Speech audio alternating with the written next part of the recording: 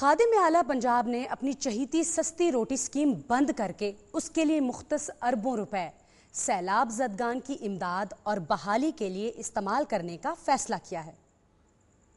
तो ठीक फैसला किया है ना। कहाँ बेचारे खादिम आला छोटे छोटे रजिस्टर्ड तंदूरों पर छापे मार मार कर सस्ती रोटी का वजन करते हुए तस्वीरें बनवाते थे, और कहाँ अब वो सैकड़ों भूखे प्यासे सैलाब ज़दगान के बीच में बैठकर तस्वीरें बनवाते हैं। सियासी रोटी की जगह सैलाबी और सियासी पॉइंट स्कोरिंग ने ले ली है। वाह क्या बात है। एक बात खादिम आला और उनकी साथी भी आपसे कहना चाहती हैं। क्या? चल के सुनते हैं।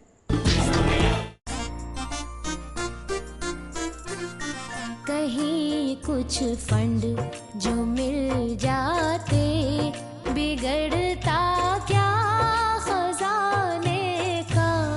पता क्या था कि ये नुकसान होगा रोटी खिलाने का। कहीं कुछ फंड जो मिल जाते,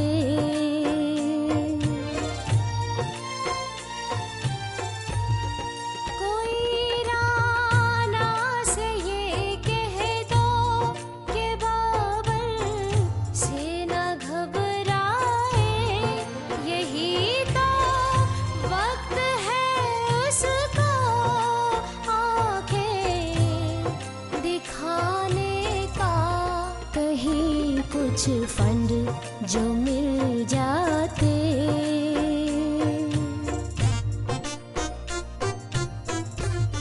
ना देता ने हमें डिग्री के और तालीम के कोई सबक बचपन से सीखा है, फकत पैसा बनाने कुछ फंड जो मिल जाते।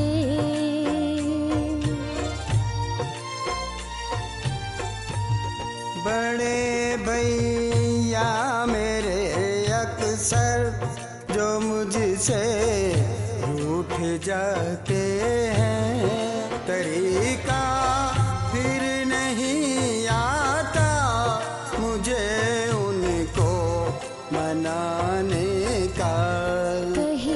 कुछ फंड जो मिल जाते।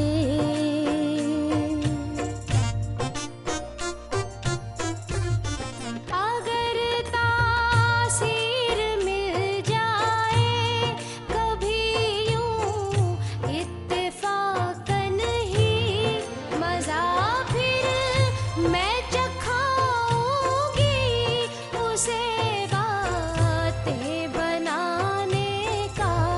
कहीं कुछ फंड जो मिल जाते।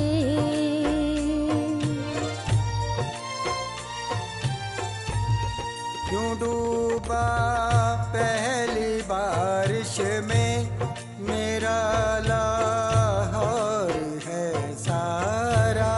कभी अरमान था मेरा इसे पैरस बनाने का। कहीं कुछ फंड जो मिल जाते, बिगड़ता क्या खजाने का।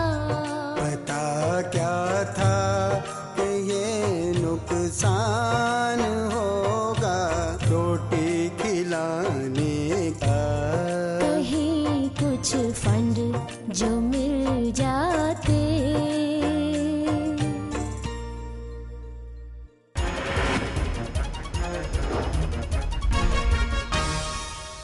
नाजरीन, हालिया सैलाब की तबाहकारियों ने हमारे मोहतरम अवामी नुमाइंदों यानी MNAs, MPAs और लीडरों के बारे में जितनी भी गलत फहमियाँ थीं वो दूर कर दी हैं। आइए इन इमदादी सरगर्मियों में इन लीडरों की शमूलियत के बारे में अपने नुमाइंदे से बातचीत करते हैं। जी नुमाइंदा, आप हमारी आवाज़ सुन सकते हैं? जी, आपका नुमाइंदा तो पानी में गिरी औरत को निकालने में मदद कर रहा है, मगर आप मुझसे बात कर लें। आप कौन बोल रहे हैं? मैं आदि बोल रहा हूँ, सरकारी टीवी का रिपोर्टर।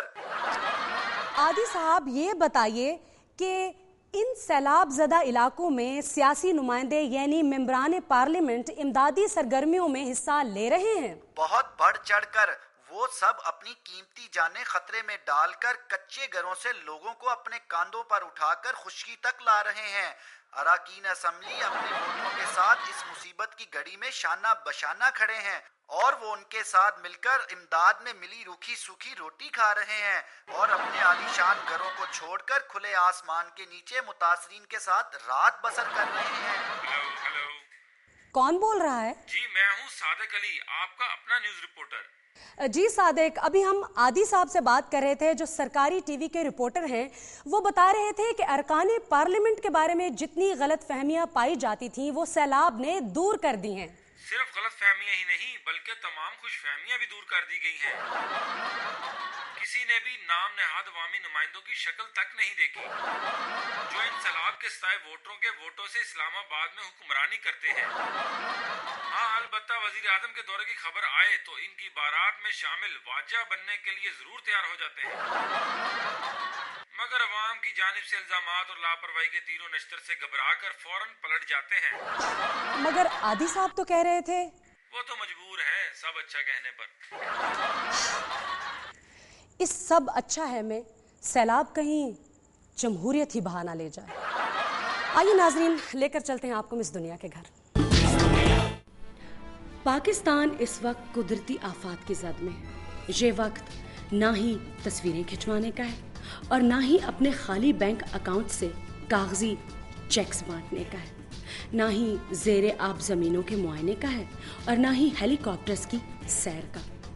मेरी हुक्मरानों से बस एक ही दरख्वास्त है कि अपनी जेबों, तिजोरियों और बैरून मुल्क अकाउंट्स के मुंह खोल दें, आवाम को उनकी लूटी हुई दौलत लौटा दें, हकदार को उसका हक दें।